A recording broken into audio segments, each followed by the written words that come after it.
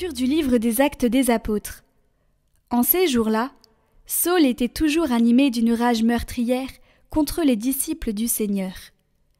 Il alla trouver le grand prêtre et lui demanda des lettres pour les synagogues de Damas, afin que, s'il trouvait des hommes et des femmes qui suivaient le chemin du Seigneur, il les amène enchaînés à Jérusalem.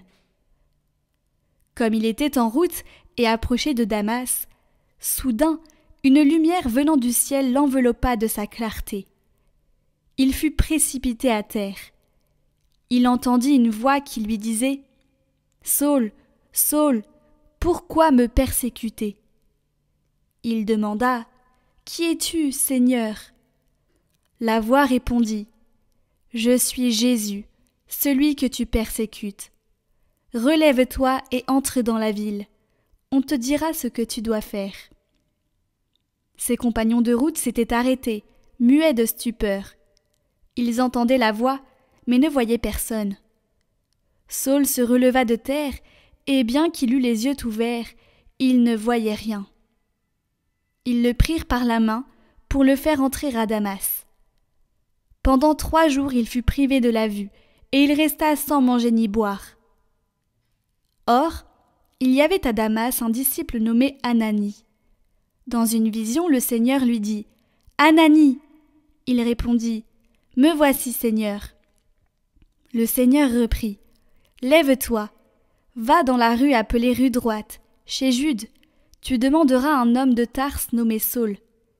Il est en prière et il a eu cette vision. » Un homme, du nom d'Ananie, entrait et lui imposait les mains pour lui rendre la vue. Ananie répondit « Seigneur, j'ai beaucoup entendu parler de cet homme et de tout le mal qu'il a fait subir à tes fidèles de Jérusalem. Il est ici, après avoir reçu de la part des grands prêtres le pouvoir d'enchaîner tous ceux qui invoquent ton nom. » Mais le Seigneur lui dit « Va, car cet homme est l'instrument que j'ai choisi pour faire parvenir mon nom auprès des nations, des rois et des fils d'Israël. Et moi, je lui montrerai tout ce qu'il faudra souffrir pour mon nom. » Ananie partit donc et entra dans la maison. Il imposa les mains à Saul en disant « Saul, mon frère, celui qui m'a envoyé, c'est le Seigneur. C'est Jésus qui t'est apparu sur le chemin par lequel tu venais. Ainsi, tu vas retrouver la vue, et tu seras rempli d'Esprit Saint. » Aussitôt tombèrent de ses yeux comme des écailles, et il retrouva la vue. Il se leva, puis il fut baptisé. Alors, il prit de la nourriture et les forces lui revinrent. Il passa quelques jours à Damas avec les disciples, et sans plus attendre, il proclamait Jésus dans les synagogues, affirmant que celui-ci est le Fils de Dieu.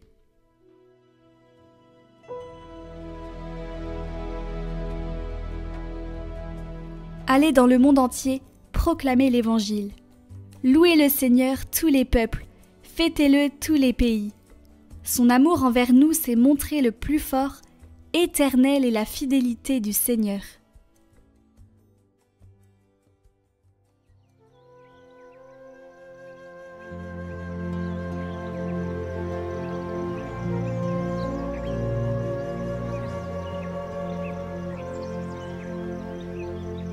Évangile de Jésus-Christ selon saint Jean.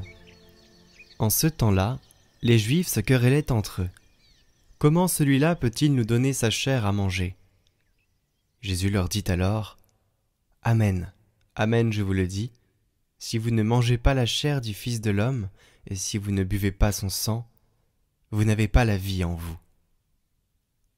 Celui qui mange ma chair et boit mon sang a la vie éternelle, et moi, je le ressusciterai au dernier jour. En effet, ma chair est la vraie nourriture, et mon sang est la vraie boisson. Celui qui mange ma chair et boit mon sang demeure en moi et moi je demeure en lui.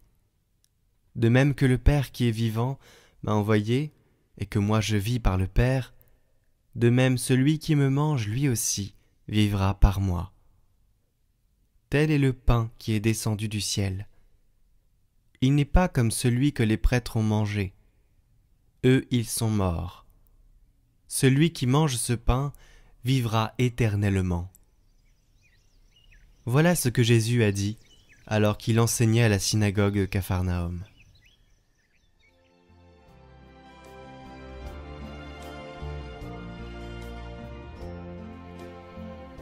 Commentaire de sainte Catherine de Sienne. Dieu se donne, folie d'amour. Trinité éternelle.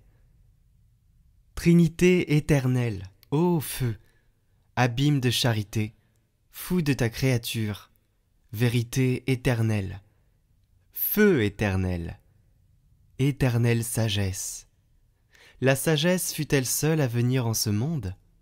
Non, car la sagesse n'a pas été séparée de la puissance, ni celle-là de la clémence. Ô sagesse, tu n'es donc pas venue isolée, mais escortée par la divinité tout entière. Trinité éternelle, fou d'amour, quel profit retires-tu de notre rédemption? Aucun, car tu n'as nul besoin de nous, toi, notre Dieu.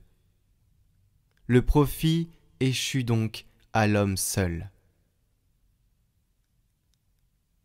Tu nous as donné une première fois ta divinité et toute ton humanité.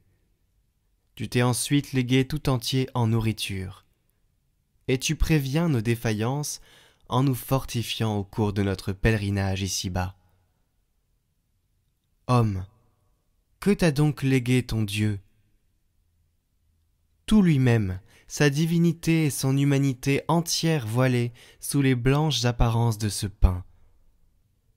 Ô feu d'amour, ne te suffisait-il donc pas, après nous avoir créés à ton image et ressemblance, de nous avoir refaits surnaturellement dans le sang de ton Fils, sans qu'il fallût encore nous donner ta divine essence en nourriture? Ta charité l'a voulu ainsi, fou d'amour que tu es. Non seulement tu as donné ton Verbe dans la rédemption et dans l'Eucharistie, mais aimant à la folie ta créature, tu lui as donné ton essence tout entière.